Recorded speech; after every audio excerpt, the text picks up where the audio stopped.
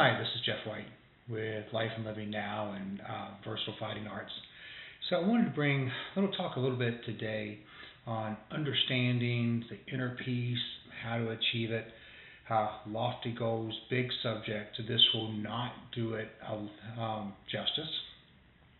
I will introduce a small portion of it. I hope to do other videos with it later, but pretty much everything on this channel with Life and Living Now is designed to help you create that sense of inner peace.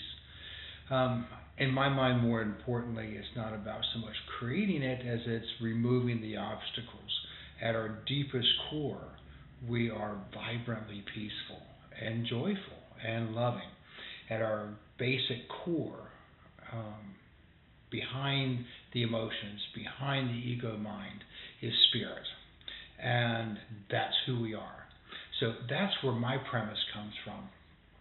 That we are a spirit, we have a soul, the ego mind and emotions that we call heart. And there's gray areas and overlay areas as we begin to try to explain these. And it can be somewhat technical, but I don't think it needs to be. I think it's always more important to, especially with this journey, to value the experience. Now, you want to have a proper understanding, of course, of what's happening, but that can often take away, if we get into too much dogma, it takes away from the experience itself. So we need to have, I enjoy an intellectual understanding of what I am doing and what I think it means and how I think it plays out. More importantly, the experience of, if I want a sense of calm and centeredness, I can take a deep diaphragmatic breath and it will trigger that calm. I can enter into a meditative state, and by slowing down the mind, putting my mind in between my thoughts, paying attention to my awareness, to focusing on consciousness and awareness, then that also, it eliminates the distractions in my mind, and what I'm left with is this deep sense of peace and calm. So that's what we want to be able to do. So I am a person who reads voraciously. I research everything. But there's a point when you got to get out of your head and you have to get into practice. This is your life. And as long as you are in your head, you are at least one step removed from reality. And true reality is your original face. So what I wanted to do was talk just a little bit on understanding, perhaps is a better word, inner peace and how to achieve it, or a couple of ways of achieving that. And some very broad strokes. I'd like to go through these strokes a little bit later, a bit more in detail. But let's look at, say, inner peace to me is a state of mental and emotional calmness. Shows the absence of anxiety, the absence of stress and worry. It means having a sense of tranquility and balance, even in the face of life's challenges. So, uncertainties, obviously, in our life, and life is full of them, bring us the potential to be upset, the potential for stress and anxiety, but we can navigate those changes and navigate these events in our life and even our day-to-day actions with a greater amount of calm and peace when we're focused on that.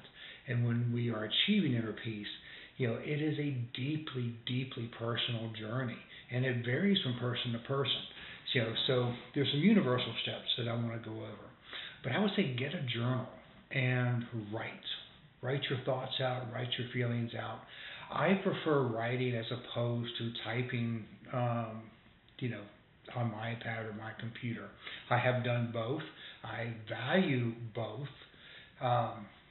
in part because my handwriting is so poor when I write it. I can't read it afterwards if I'm writing in a hurry trying to get thoughts down. But there's something about the act of writing that also causes you to focus more. And in that focusing, I seem to be inspired more. I seem to gain a greater perspective, a broader perspective as I'm writing things down, as opposed to when I'm writing on my computer. And everybody's different. And of course, I'm old enough where I was raised before we had computers for common use, and so we wrote everything down. Others, I would imagine, who grew up, with computers being the mainstay, a fundamental part of their life and interaction, are more accustomed to that, more comfortable. Perfectly fine. But I think the first thing for anybody to achieve any sense of inner peace is to practice mindfulness and meditation. And I have taught several times on one-pointed meditation. Have not talked a lot in detail on mindfulness meditation, but it's being present in the moment without judgment. And you need to be able to practice this not just in your meditation, in your sitting practice, which is where that's like weight training. That's where you're building those focus and intentional muscles. But throughout your life, you need to carry this mindfulness into your day-to-day life. Now, meditation can help you achieve this mindfulness. You focus on your breath, you focus on sensations or a specific thought. Regular practice, can help you reduce stress and increase your awareness and acceptance of that present moment. And acceptance of the present moment is what's vitally important. When we're not accepting the present moment, then we start to repress. And those are the thoughts, those are the emotions, that's the energy that will come back to bite us when we try and just push everything away. We need to allow that energy, those emotions, to filter through us, to pass through us. And we do that by not adding to the experience, not taking away from the experience, but just experience it. Now, obviously, there's sometimes in life that's difficult to do in the moment. If we're in business negotiations and something comes up where we feel like we've been, blindsided, for example, we may want to, being mindful and present takes training to stay mindful in that kind of situation. But if you do, you'll have better solutions, better understanding, and in my mind, a greater perspective. So another good thing, and this is one that probably, I won't say it took me a while, because I've always had this, is to cultivate gratitude. I've always, have been appreciative of events and things and nature, the Tao, universal intelligence, infinite intelligence, God, however you choose to describe that. I have benefited from second chances a lot in my life. My youth was a little colorful, and I've often said, my guardian angel, they have to trade him out, they go into rehab. But that's a joke. But it's you want to be able to cultivate this attitude of gratitude. Be thankful for the things, for yourself, for your presence in this life, for the people around you. Find things to have gratitude for. Find things to be grateful. There's always something. And even if everything is awful that day and you walk outside and maybe it's like I'm looking out from my office now and it's a sunny day, well, I can appreciate that sunshine. I can say thank you for this and I appreciate this. You can start with very small things. But it's important to write down the things that you're grateful for. Write down every day. Write down in your journal things that you have an attitude of gratitude for. There's a Qigong practice, and it's called Inner Smile, and I will admit when I first heard that I went, oh, that's just so cheesy. But when you think about it, when you practice it, you are simply putting your mind in this attitude of gratitude, in this place of inner joy. And what's wrong with that? All right? We always operate better when we're happy, when we're smiling. We learn more when we're in play mode than we are when we're in cramming mode or real serious mode. So it's always good to have this idea of, I want to be thankful for the things that show up in my life. Eventually you become even thankful for the challenges because of who it makes you to overcome those challenges. You begin to find ways to be thankful and begin to see the lessons that come your way that you can be grateful. Well, that's important. And that all comes in time. Some of you who may just be starting out on this journey, that's farther down the road somewhere. Right now, just be grateful for getting up in the day, being grateful for the taste of the food that you eat if it was good, being grateful for little things, even the cup of coffee, being nice to somebody. Somebody is nice to you. Be thankful. During times of high stress in my life, I started to cultivate habits of just making sure that I thank people for what they did for me. Even the lady at Starbucks, or the person behind the checkout counter, and just kind of, hi, how's your day? And it was, heartfelt. And I could joke and make a joke out of it. They say it was fine. I go, fantastic. I'm not going to do anything to mess that up. But I would just find ways of just find things to be grateful, and see if I could make somebody else smile. And it did a tremendous amount of good for me personally during those high stress times in life. Another universal step is simply to let go of negative thoughts. Do a renewal of the mind so that you change your perspective. Negative thoughts can be a major barrier to inner peace. You can practice self-compassion and challenge negative thinking patterns. And this is where meditation helps, is you're able to watch your thoughts as they come up.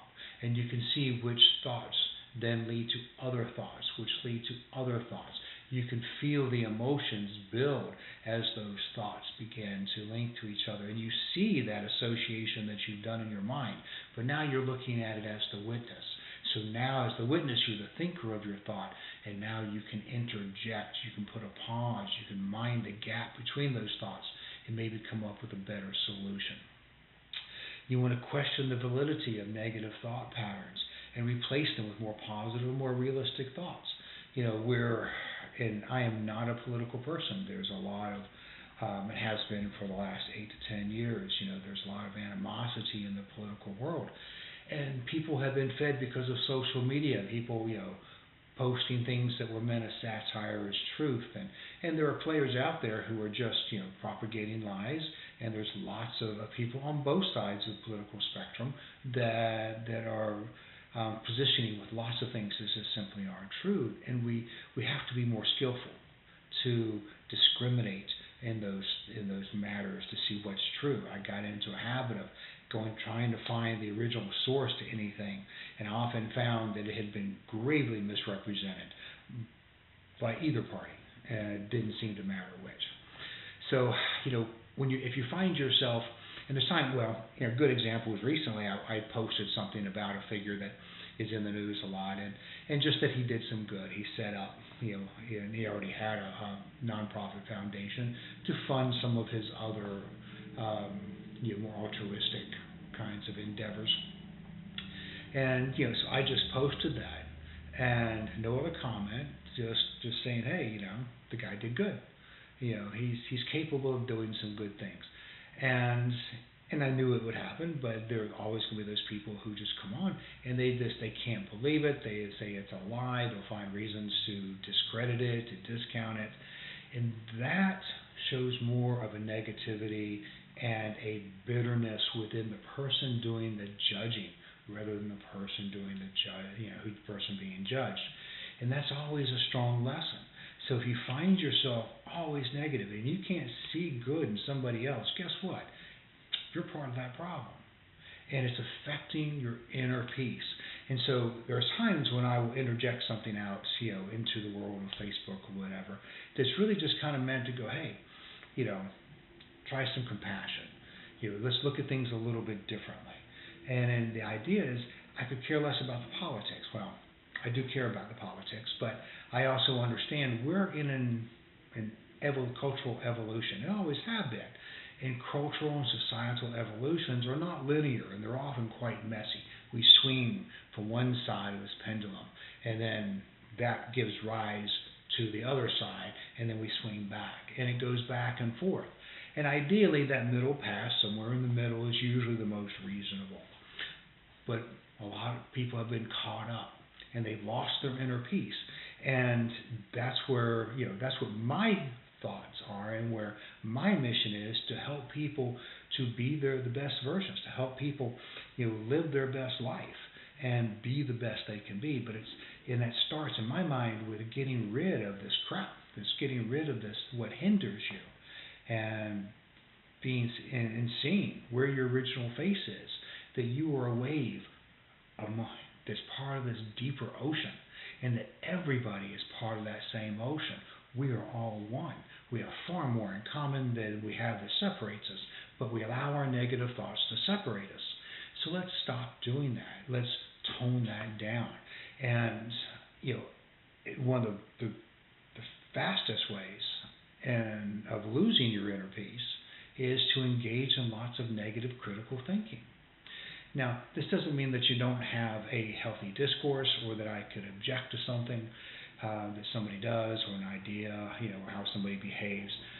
But it is the constant grinding of that negative thought that I refer to, that if it takes you out of your inner peace, or keeps you from your inner peace, then it's doing more damage to you than the good you think it may be doing in the world. And I think we all know we can't really convince anybody on Facebook, TikTok, or Instagram of much of anything else. So here's another idea, as we talk about trying to look at ways of inner peace and of achieving that, is to simplify your life. That is very difficult to do at times for some of us who have very busy lives, and we have our passions and our commitments and things that we want to fulfill and that are important to us. And if you are flowing in those and it doesn't bother you, stay with it. That's part of your calling. All right, we're all called into different actions, into different areas. But if you can declutter your physical and your mental space, prioritize what truly, truly matters, and let go of any unnecessary distractions and commitments. If you feel it really isn't in your heart path to do something, let it go. All right? Now, there's times, obviously, that not everybody gets that choice in, say, their employment. Maybe they have to work, and their passions won't necessarily, things they feel strongly about won't sustain them, so they need to find other work. And that's different. That's just life. So you have to do the work. But then it's, what are the other things that have cluttered your life? What things have cluttered your mind? It's nice to have a nice, clean house. Now, with me, I have a wonderfully clean and orderly house. My wife is very fastidious, and I am as well, not to the same degree as she is. But then when you come to my desk, I have lots of different projects that I have working, so it may look a little bit cluttered. And if I feel that it's getting in the way of my focus and my intent, then I will clear my desk off. And for years, I would start with a pile on the floor, would hit my desk is what I was working on, and then it would go down on the floor, and then I would, clear everything out afterwards. Everybody does something that's different, but you find what works for you. But the idea here is to declutter, simplify. You remember, I think it was Thoreau, simplify, simplify, simplify. One simplify would have been sufficient. Another good thing is connect with nature. I love walking barefoot. Have all my life. Even to the point when there were times in one of my real estate offices, I always wore suits, but if I was there long enough, the shoes were off, and you might even see me walking down the hall in bare feet and a suit. I just love the feeling of that. But get out and enjoy nature. Spend some time. It rejuvenates your mind and rejuvenates your soul. And nature has a very calming effect that can help you feel grounded and connected to something that's far greater than yourself. And there's a lot of lessons to be learned when you start looking at the abundance of nature and knowing you're part of that abundant world. So why should not you also have abundance in your life? I look at the forest and trees, and good Lord, there's all kinds of trees. Well, there's all kinds of people. Well, guess what? We're all one forest with different kinds of trees. It's perfectly fine. But there's an energy to nature. Remember, all of us, everything is made up of energy, and we are made up of energy that vibrates at different frequencies, so that we have physical body and mental, emotional energy and spiritual energy. And then in life, in the world, we have all this nature and energy that's out there. Connect with it. Connect with it. If you want to go full hog and be a tree hugger, go be a tree hugger and enjoy it. If you don't feel that much, go take a walk. Go take a walk in the park. I love the mountains. Whenever I'm in the mountains, I feel power. It connects me. And always, when I need, and I sense that I want more power, or I want to connect with those inner parts, the mountains do it for me. Other people, the coast.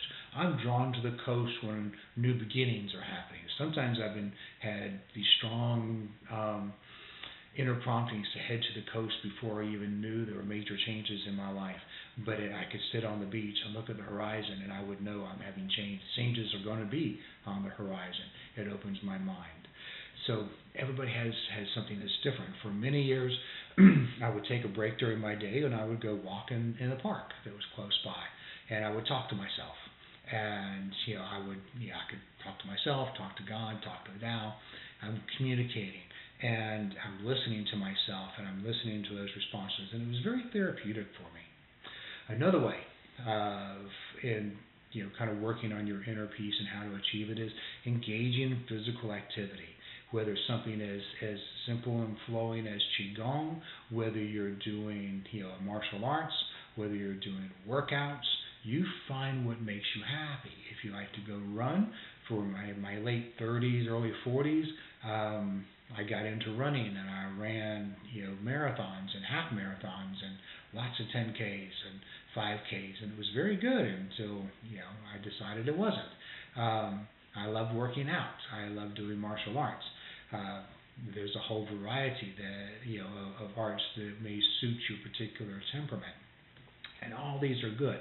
But the physical activities helps release endorphins, and helps reduce stress and anxiety, promotes overall well-being, and it gives you that sense of inner peace.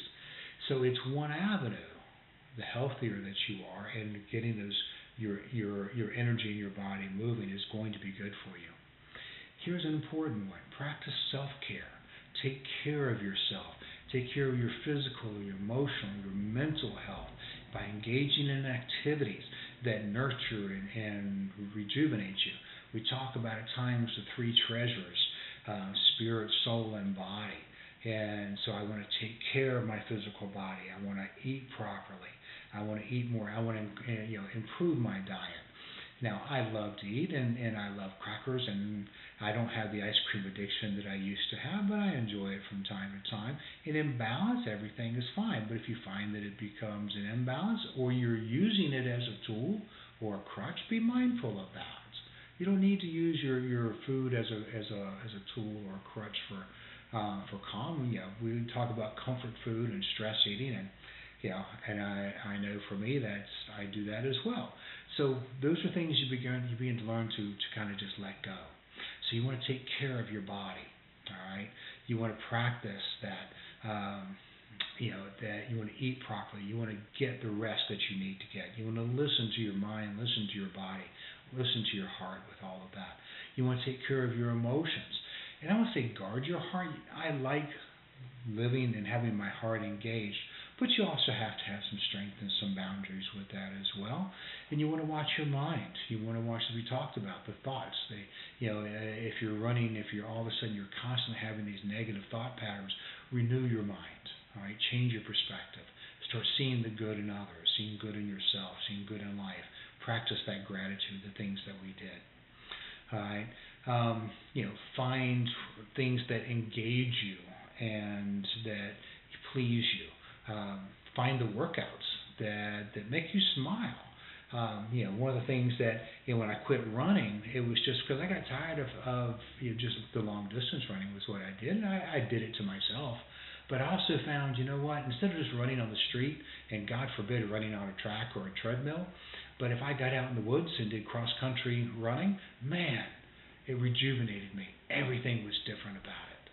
So that's what I do. So you find those things that turn you on, and then do them.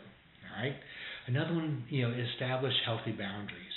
This is one where you are now protecting yourself, and you develop that internal strength to be able to stand up for yourself, to know what it is that you want, to know what it doesn't want, to know what aligns with your personal mission of inner peace and joy and love, and what doesn't. So you have to learn to say no to those things that drain your energy and that don't align with your values. You need to set healthy boundaries. You need to protect your mental and emotional health so that it allows you to focus then on what truly matters. And that can always be. Those are always areas that, on one hand, they may sound easy, but when the rubber meets the road, they can be a little more challenging when you get into relationships and marriages. And in-laws and family, you have to kind of juggle. Okay, where do I need to have my boundaries? And then, are those boundaries valid? So you listen to all of those. A big one for mental turmoil is forgiveness. Oh, it's a big one. You got to let go of resentments. Easier said than done. I know. So, but you need to anyway. All right? You're holding on to grudges, holding on to resentments. It only harms you. That's the thing. And that's part of what I see with all the comments that are political in nature, is that it's not affecting, it's not changing anybody. It's not changing anybody's opinion, but it harms the person who's doing, who holds the resentments, who holds the bitterness. It harms them. And, that's what you want to be careful of. So you want to practice forgiveness so that it frees you up from the negative emotions that will weigh you down. It will keep you, and it will create biases and prejudices in your mind. It will hinder you from, seeing things as they are, which has always been big for me, is that I wanted to see things as they are. I wanted to know truth. So I have to be able to have a mental agreement with myself, a spiritual agreement with myself, to let go of preferences, to be able to relax those and see beyond, to understand that yes, I might have biases, that we all do. We have ways that we prejudge things and others. That's in part is how we're wired. We look at patterns and we group them together so that we can label them, so we can make sense of things. It's how we are made. It's how we process things. But we need to be intelligent enough, mature enough to be able to say, okay, let's look at this and see, here's this individual, not necessarily, but here's an individual, does this apply? And then I begin to relax, where I can see, I've made a judgment here that may not be accurate. Relax that. Oh, I have a bias here. Okay, let's relax that and see what happens. All right. But you want to be able to forgive. You have to let those things go. And what you find is that the more that we remove the walls of resentment and grudges, the more that we begin to see them as humans and as people. And that's part of why we don't want to do that, because if we see them as humans and people, we don't feel as upset about what they're doing. We feel like we're letting them off. We're giving them a free ride. And that's not the case. They're still responsible, and their karma will still take care of them. You want to make sure that you are not creating karma for you that you don't want to have. You want to make sure that you are living your life with a good, clear, clean heart and conscience. And bitterness and grudges and resentment will not foster that. All right. So now it doesn't mean condoning harmful behavior, just so that we're clear, but it means choosing to release the hold that it has on you. And I think one of the other things to kind of look at, and probably one of the last things, and one of the most important, is to seek meaning and seek purpose. Engage in activities that bring you a sense of purpose and fulfillment, whether it's through work, whether it's through hobbies, volunteering, relationships. Having a sense of meaning in your life can contribute greatly to your inner peace. It gives you a focus. And we'll talk more about that in some other sessions and talks that we'll have, because finding that purpose is important. And what it does for you, sometimes we feel like, if we're drifting, we don't have purpose. That creates stress and takes away from our inner peace. Sometimes we're giving our focus to the wrong things. Sometimes, we're aligning with somebody else's purpose, but not our own. And we want to be able to take the time to look at our values, to take the time to look at what gives us purpose, and then to activate that and to seek meaning. You can find meaning in everything that you do, in any situation. You can find meaning. Read Viktor Frankl's book. It's amazing. So, in conclusion, looking at achieving inner peace, it's a journey. It requires consistent effort and self-awareness. As I mentioned at the start of this, I would get a journal, write your thoughts down, all right? In my late 20s, early 30s, I dismantled my entire belief system because I found myself that I was teaching and speaking and believing things that I was taught to teach, but I found myself not necessarily believing them. That there were too many dogmatic hoops you have to go over to make philosophies work. Excuse me. So I journaled and I dissected every single one of my thoughts and beliefs, and then reconstituted my thoughts. And it was about 6 different journals, and it changed my perspective and put me on into a different path that has been a deeper, more aware, more connected path than ever. So journaling is good, but it's that focused effort. But if you'll incorporate these practices into your daily life, you'll gradually cultivate a sense of tranquility and balance that will withstand life's challenges.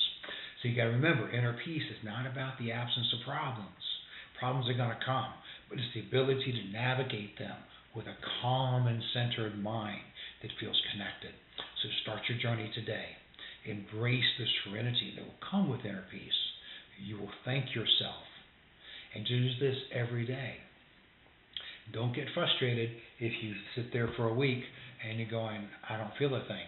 You probably will, but don't get frustrated if you don't. Stick with it. Stick with it. Give it 30 days. Give it 60 days. Give it 90 days. I believe in being a healthy cynic. I tend to give things 90 days and then see, then I evaluate to see about my understanding. So I would say you can put these things into practice, all right?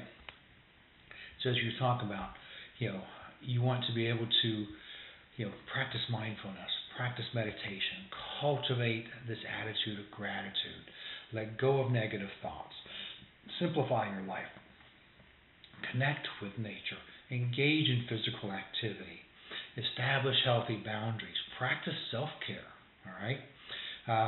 Forgive. And yes, it's difficult to do, and yes, it can be a process. Do it anyway. Commit to working through that process, all right? Seek meaning and purpose in your life. All right. Thanks much, and I look forward to talking to you at another time.